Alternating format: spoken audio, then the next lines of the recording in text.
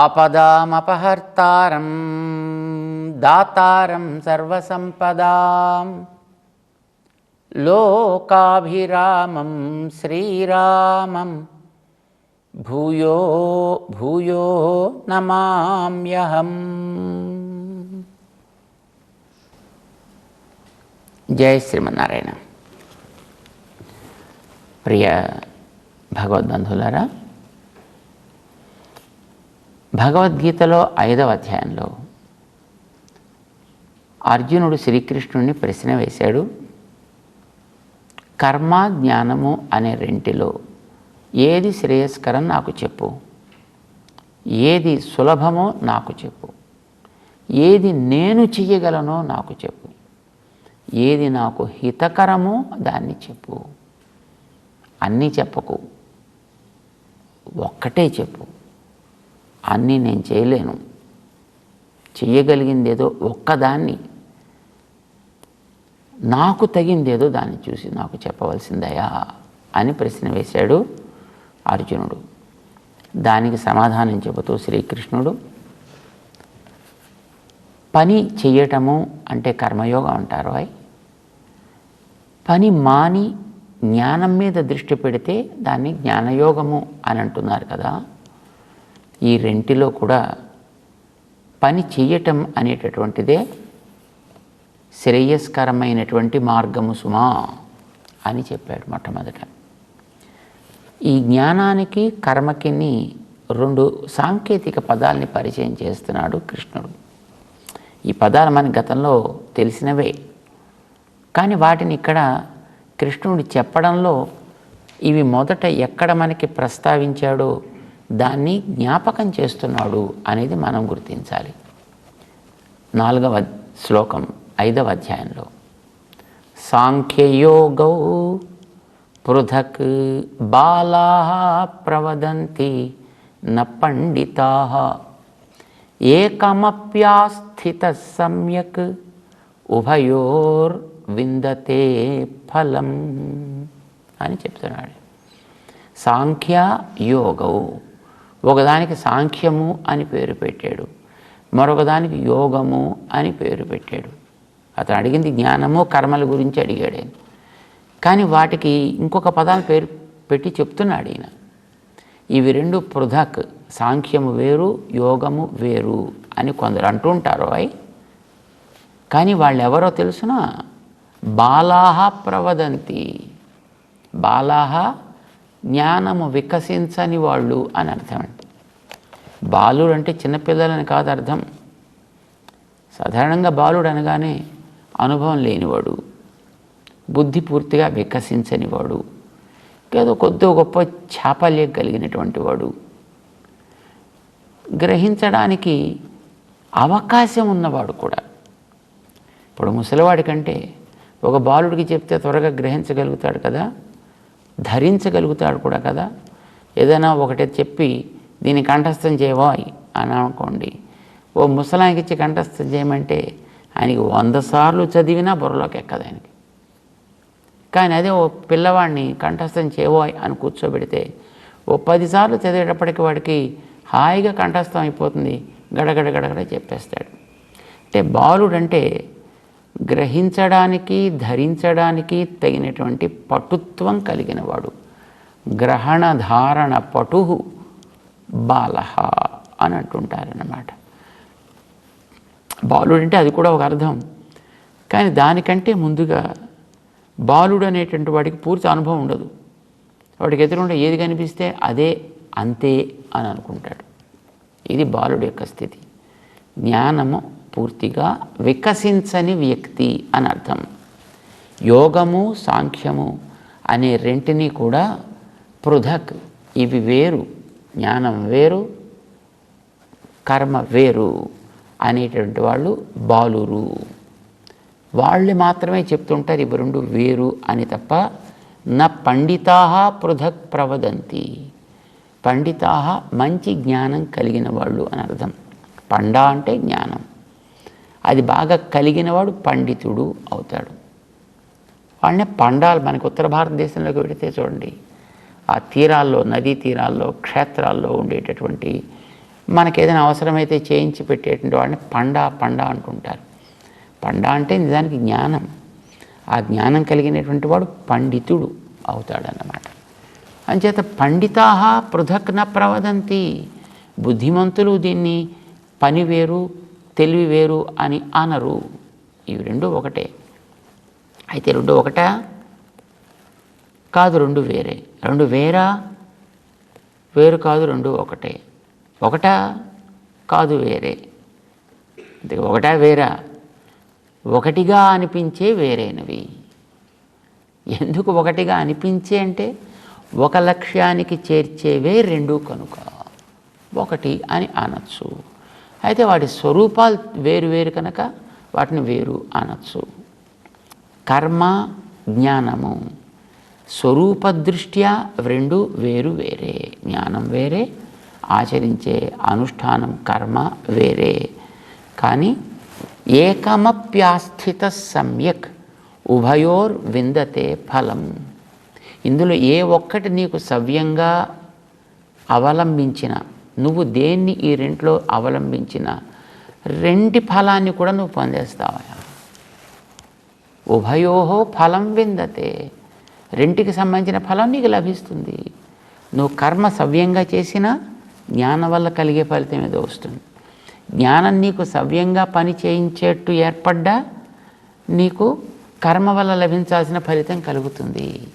కనుక ఏ ఒక్కటి చేసినా రెండూ చేసినట్టే, ఏ ఒక్కటి మానినా నీకు రెండూ లేనట్టే. ఇది తమాషా. కృష్ణుడు తమాషాగా చెప్తున్నాడు అన్నమాట. కానీ వాటికి పేర్లు మార్చాడు. చూడండి, సాంఖ్యయోగౌ, ఒకదానికి సాంఖ్యము అని పేరు పెట్టాడు, ఒకదానికి యోగము అని పేరు పెట్టాడు. ఎందుకనంటే సాంఖ్యము ఇలా ఈ పేరుతో ఒక శాస్త్రమే ఉందండి. కపిల మహర్షి ప్రవర్తింపచేసినటువంటి ఒక పెద్ద శాస్త్రమే ఉంది. దానికి సాంఖ్య శాస్త్రము, సాంఖ్య దర్శనము అని పేరు దానికి. అది దర్శనం, అది వేరు. ఇక్కడ దాని గురించి ప్రస్తావన చేయటం లేదు. యోగము అనేది ఒక దర్శనం ఉందండి. హిరణ్యగర్భుడు అనే ఒక మహానుభావుడు ప్రవర్తింప చేసినాడట. అది యోగ దర్శనం అంటారు. షడ్దర్శనాల్లో సాంఖ్యం అనేది ఒకటి, యోగం అనేది ఒకటి, వైశేషికం అనేది ఒకటి, న్యాయం అనేది ఒకటి, మీమాంస అనేది ఒకటి, లేదా రకరకాల దర్శనాలు. కానీ ఇప్పుడు కృష్ణుడు ఈ సాంఖ్యము యోగము అనే పదాలని ఆ దర్శనాల గురించి చెప్పడానికి మనకి ప్రయోగించటం లేదు. సాంఖ్యము అంటే జ్ఞానతత్వాన్ని గురించి చెప్తున్నాడు. ఎట్లా?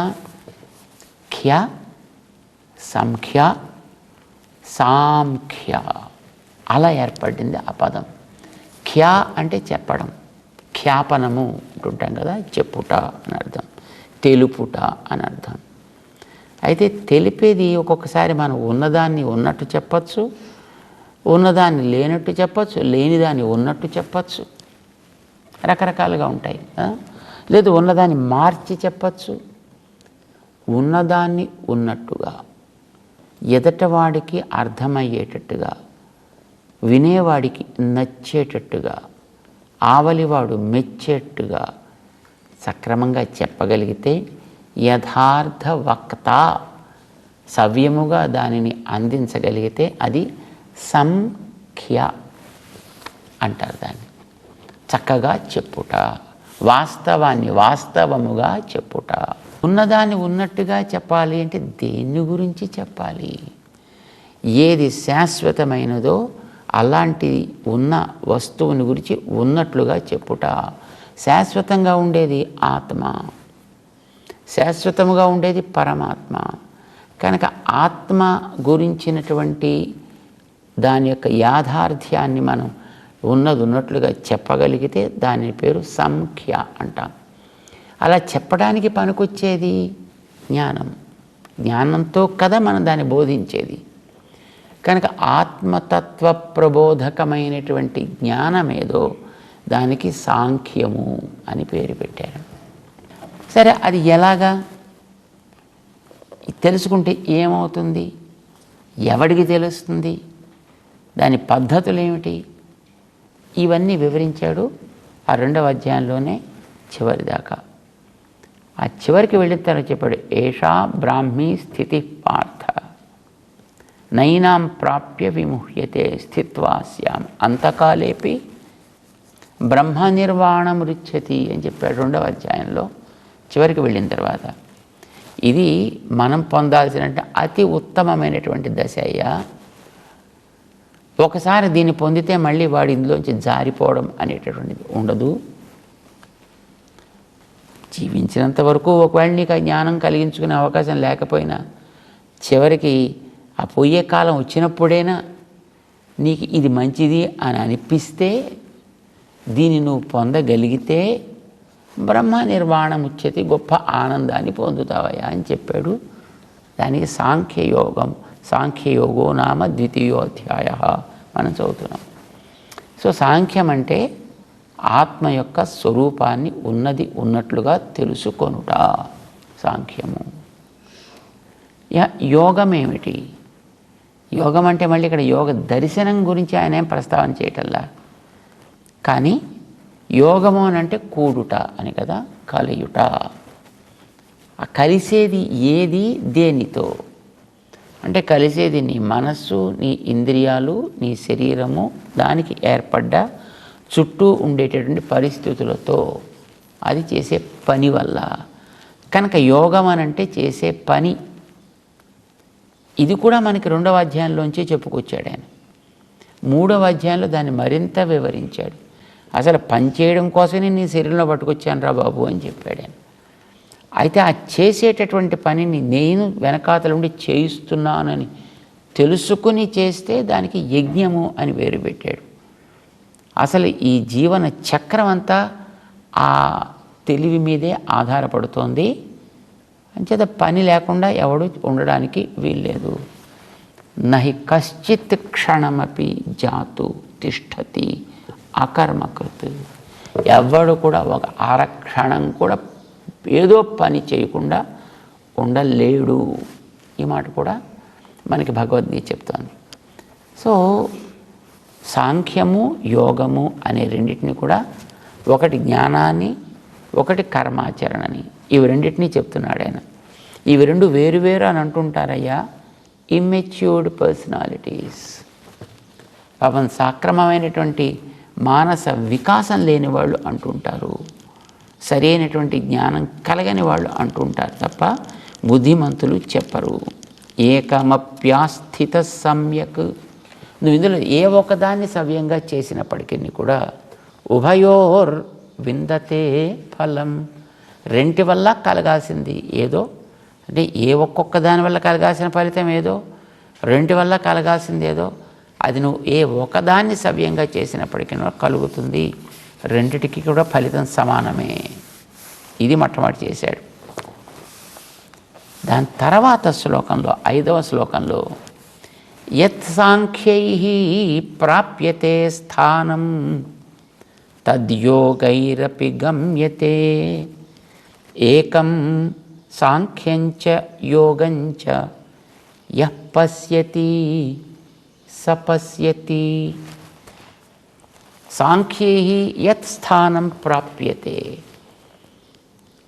జ్ఞానయోగం అవలంబించినటువంటి వ్యక్తులు ఏ స్థితినైతే పొందుతారో తద్ యోగైరపి గమ్యతే, అది కర్మాచరణ చేసిన వాళ్ళు కూడా తప్పకుండా లభించే తీరుతుందయ్యా. ఇక్కడ మనం గమనించాల్సింది ఒకటి, సాధారణంగా మనకి గతంలో ఉండేటువంటి ఒక అవగాహన ఏంటంటే, మొట్టమొదట వీడు కాస్త శరీరాన్ని స్వాధీనం చేసుకొని, స్వాధీనం కావడానికి తగ్గ ఆహారాన్ని ముందర రెగ్యులరైజ్ చేసుకొని, అంటే అంతా తిండి మీదే ఆధారపడి ఉంటుందండి. అసలు దానికోసమే బతుకుతున్నారంతా కూడా. కానీ దానికోసం బతకడం కాదు, దాన్ని శరీరాన్ని స్వాధీనం చేసుకోవడానికి వీలుగా తినాలి. ఆహార శుద్ధి కావాలి. ఆహార శుద్ధి వల్ల దేహశుద్ధి కలుగును. దేహశుద్ధి అంటే వాయింపు కాదు, దేహం చెప్పినట్లుగా వినగలుగుట. నీ ఇంద్రియాలు, నీ మనస్సు నీ చెప్పు చేతలలో ఉండుట. ఇది ఆహారం వల్ల ఏర్పడుతుంది. కనుక ఆహారం వల్ల శరీరము, శరీరం వల్ల ఇంద్రియాలు, నీ చెప్పు చేతల్లో ఉండేటట్లుగా ఉండాలి. ఇలా ఉన్నప్పుడు నీ మనస్సు కూడా శుద్ధమవుతుంది. క్రమంగా మనస్సులో ఏర్పడ్డటువంటి ప్రాచీన ధూళి, దుమ్ము, కర్మల యొక్క రాగాలు, వాసనలు, రుచులు, వాసనలు ఉంటాయి. ఇవన్నీ కూడా క్రమంగా తగ్గుతాయి. మనస్సు శుద్ధమవుతుంది. మనసు శుద్ధమైతే లోపల నుంచి ప్రసరించే జ్ఞానం ఏదో కలుషితం కాకుండా ప్రసరిస్తుంది. కలుషితం కాకుండా ప్రసరిస్తే నీకు కలిగే తెలివి కూడా మంచిగా కలుగుతుంది. నువ్వు చేసే పనులు కూడా సవ్యమైన పనులను నువ్వు సెలెక్ట్ చేసుకుని చేయగలుగుతావు. ఇప్పుడు ఒక్కొక్కసారి మనకి అక్కడ దాహం వేస్తే తాగడానికి ఒక పక్కన మంచినీళ్ళు పెట్టినా, ఇంకో పక్కన అదేదో ఫారిన్ సరుకు దొరికే చోటు అని పెడితే కొంతమంది దృష్టి అటే పెడుతుంది. మంచినీళ్ళు తాగాలని వెళ్ళదండి, అదేదో తాగాలని పోతుంది. ఆ తాగిన తర్వాత వచ్చేటటువంటి వికారాలు ఏవో ఉంటాయి. తర్వాత ఆ వికారాలన్నీ వాడికి వస్తాయి. అంటే ఇది తాగడానికి పనికొచ్చేది, అది తాగడానికి పనికొచ్చేదైనా అది కాదు నీకు తాగదగినది, ఇది తాగదగినది అనేటటువంటి ఒక నిశ్చయం కలగాలి కదా. నీలో ఒక రకమైనటువంటి ఒక విశ్వాసం కలగాలి కదా. దాన్ని నువ్వు స్వీకరించగలిగేట్టుగా ఉండాలి కదా. అయ్యో నేను అనవసరంగా దీన్ని తీసుకున్నాను, దాన్ని తీసుకుంటే బాగుండేదని నీకు అనిపించకూడదు కదా. సో ఏదైతే మనకి హితకరమో అలాంటి దాన్ని నువ్వు నిర్ణయం చేసుకుని స్వీకరించగలిగేటట్లుగా నీ శరీరం చెప్పు చేతల్లో ఉండాలి, ఇంద్రియాలు చెప్పు చేతల్లో ఉండాలి. చేసేటటువంటిది అప్పుడు కర్మ. కర్మ సాధిస్తే, కర్మ వల్ల జ్ఞానం కలిగితే, జ్ఞానం వల్ల వీడికి బంధం తొలగితే అప్పుడు వీడికి ఆత్మసాక్షాత్కారము అని ఒక మెట్ల వరస మనకి గతంలో తెలుసు. కానీ ఇక్కడ కృష్ణుడు అట్లా చెప్పటల్లా. అంటే కర్మ సవ్యంగా చేస్తే దానివల్ల అవరోధాలు తొలగి మంచి జ్ఞానం కలిగి, ఆ మంచి జ్ఞానాన్ని నువ్వు స్థిరంగా నిలబెట్టుకోగలిగితే ఆత్మసాక్షాత్కారం కలగడం ఈ ప్రాసెస్ కాదని చెప్తున్నాడు. ఎక్కడి నుంచి దానికే నీకు లాభం కలుగుతుందని చెప్తున్నాడు.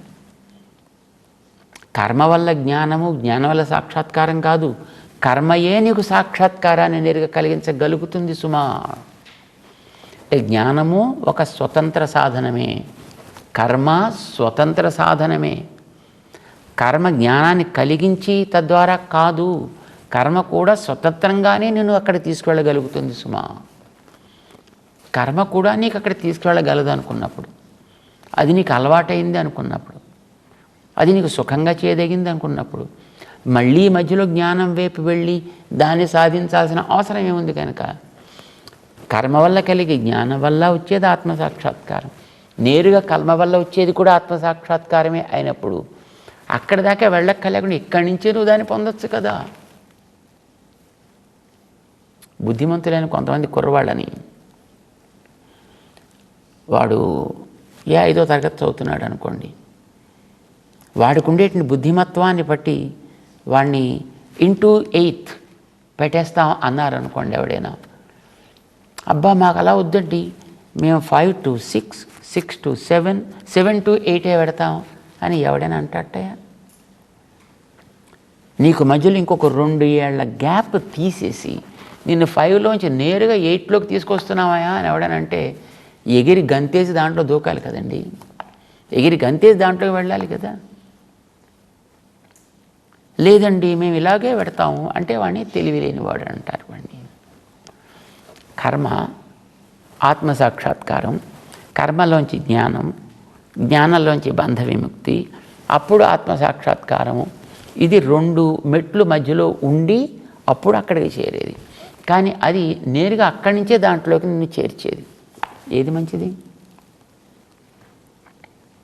నువ్వు వెళ్ళాల్సినటువంటి ఒక స్థానానికి 2 ఫ్లైట్లు మార్చి అప్పుడు అక్కడికి తీసుకువెళ్ళే దారి ఒకటి, ఇక్కడ ఎక్కితే నేరుగా అక్కడికి దింపేది ఒకటి, 2 దిగే టైం ఒకటే, రెండింటి వల్ల నువ్వు పెట్టాల్సిన ఖర్చు కూడా ఒకటే అయినప్పుడు ఈ మధ్యలో 2 ఫ్లైట్లు దిగి మారి ఎక్కి సామాన్లంతా మార్చుకుని అలా వెళ్ళడం ప్రిఫర్ చేస్తావా?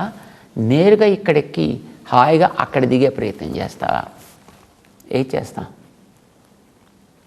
బుద్ధిమంతుడైతే హాయిగా ఇక్కడ ఎక్కి అక్కడ దిగే పని ఏదో అది చేసుకుంటాను.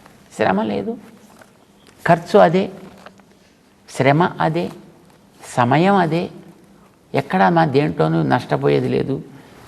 రెండు స్వతంత్ర సాధనాలు. ఇది ఇప్పుడు చెప్తున్నాడు స్వామి. యత్ సాంఖ్యై ప్రాప్యతే స్థానం, జ్ఞానయోగావలంబులైన వాళ్ళకి ఏ స్థితి అయితే లభిస్తుందో తద్యోగైరపి గమ్యతే, అది కర్మయోగాన్ని అవలంబించిన వాళ్ళకి కూడా కలిగే తీరుతుంది సుమా. ఏ సాంఖ్యంచ యోగంచ, చేత నువ్వు సాంఖ్యాన్ని అవలంబించినా యోగాన్ని అవలంబించినా, ఈ రెంట్లో దేన్ని అవలంబించినా దొరికేది నీకు ఫలితం చక్కగా ఆత్మసాక్షాత్కారమేనయ్యా.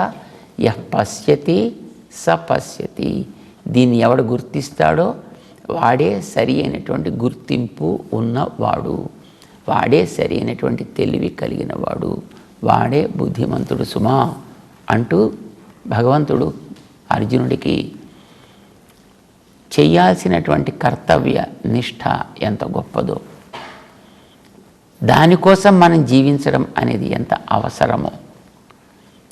కొంతమంది మేము పని వదిలిపెట్టేస్తున్నాం అని అనుకుంటుంటారు చూసారండి, మేము కర్మ త్యాగం చేసేస్తున్నాం. అది అవసరం లేదు సుమా. చక్కగా హాయిగా దేహంలో ఉన్నంతవరకు హాయిగా నీకు ఇచ్చిన బాధ్యతల్ని సవ్యంగా చేస్తూ బతకరా నాయనా అని మనకి ఉపదేశం చేస్తున్నాడు. బద్ధకించకు, పని మానకు, పని చేసుకో, మంచిగా పని చేసుకో, మంచి పని చేసుకో అని మనకు ఉపదేశం చేస్తున్నాడు 5వ అధ్యాయం 5వ శ్లోకంలో. తెలుసుకుందాం. జై శ్రీమన్నారాయణ.